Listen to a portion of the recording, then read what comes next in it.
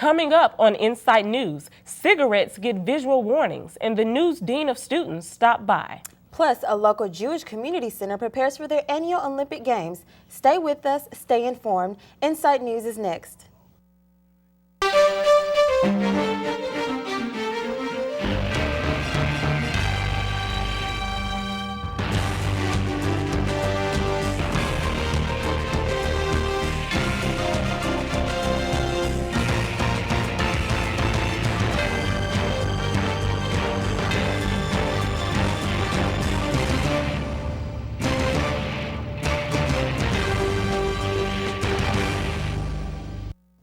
Welcome to Insight News. I'm Maisha Griffin. And I'm Vivian Haynes. Could the safest campus in Tennessee also be the most dangerous? Insight's Jesse Wilkes has the story on how the U of M was rated #1 in campus safety. The University of Memphis, a beautiful campus filled with educational opportunities and enrichment. Or is it?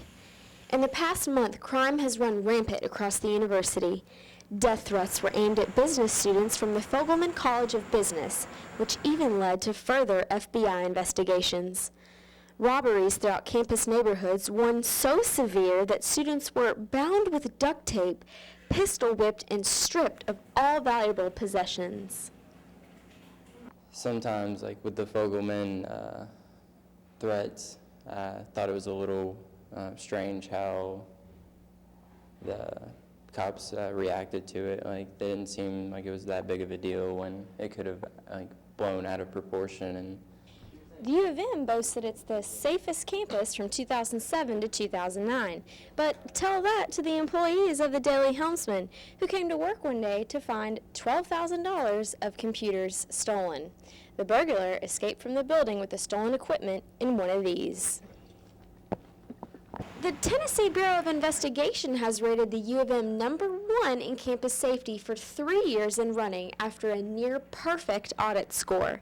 Director of Police Services Bruce Harbor says that the U of M is the most accurate in reporting crime, and they even research crimes reported to the Memphis Police Department that may not have been previously reported. The university has had the lowest amount of crime as compared to the other 10 universities throughout the state of Tennessee. We have very little serious crime or major crime on our campus. The majority of incidents that are reported to us are just simple thefts.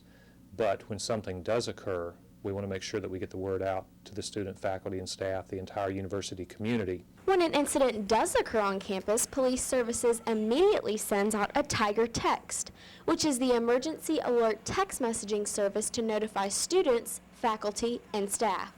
Depending on the circumstance, service alerts may be posted on doors throughout campus classrooms as well as email messages. Harbor encourages students to practice good safety habits and to use the Tiger Patrol escort program between the hours of dusk to 2 a.m. The escort service will take students anywhere on campus, including back to their vehicle if they're leaving campus late at night. Insight News, Jesse Wilkes, University of Memphis. Smokers will soon have another reason to combat their addiction. Big graphic warning labels will replace the small written signs on the cigarette packs by October of 2012. As the U.S. Food and Drug Administration announced, the labels will show the negative health consequences of smoking.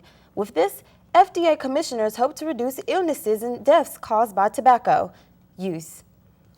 Among others, pictures of cancer patients shall deter people from smoking.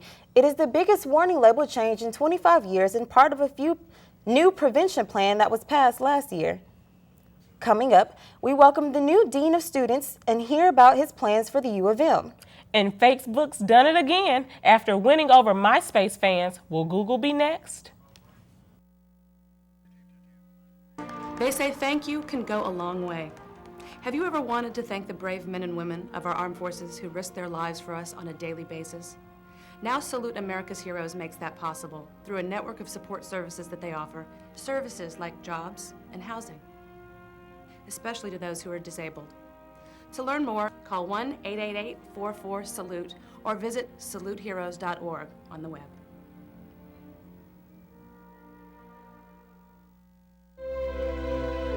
They've stormed beaches, and freed countries. They've raised our flag and our hope. They've been called leathernecks. They've been called devil dogs. But above all, they're called Marines.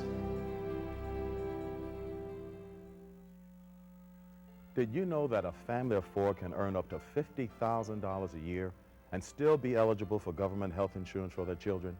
If you or a friend have kids without medical insurance, call the uninsured helpline at 1-800-234-1317. In my role as a chief of surgery on a medical drama, I've become even more aware of the urgent need for health coverage. Call the uninsured helpline now at 1-800-234-1317.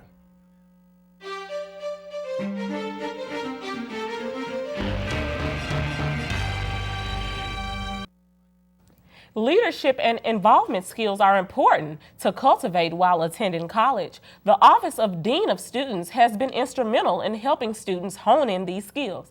Well, we have a new Dean of Students, and he's the feature in this week's Spotlight. This summer, students were invited to meet the 4 candidates for the Office of Dean of Students. They were asked to offer input on the selection of the new dean. Well, the administration heard their voices. The new dean is 8 weeks into the job, and he's our guest on Spotlight. Dr. Stephen Peterson, welcome to the show. Thank you very much. I mentioned in my introduction that part of your interview process involved you meeting with what could have potentially been the entire student body. Sounds a bit intimidating. What was that like? Well, actually, it was during a 3-day interview here on the campus, and one of the sessions involved an open forum that could be attended by any students, and there were a number there, and it was an opportunity for them to ask me any questions that they wanted to ask and to learn what they wanted to know about me. Sure, sure. Now, you have oversight over basically 5 departments. You have the Adult and Community Services, Leadership and Involvement, Students, Judicial and Ethical Programs, Student Multicultural Affairs, and Campus Recreation and Intramural Services. Although these departments are different, what would you say is the main objective of these departments? Well, I would say that we strive to do at least 4 basic things. One is to convey an attitude of service, and for students to be able to see us as resources for them. Secondly, we seek to create what I would call a student-centered culture for the campus, helping students to recognize that they are why we are here, and that we are here to help them.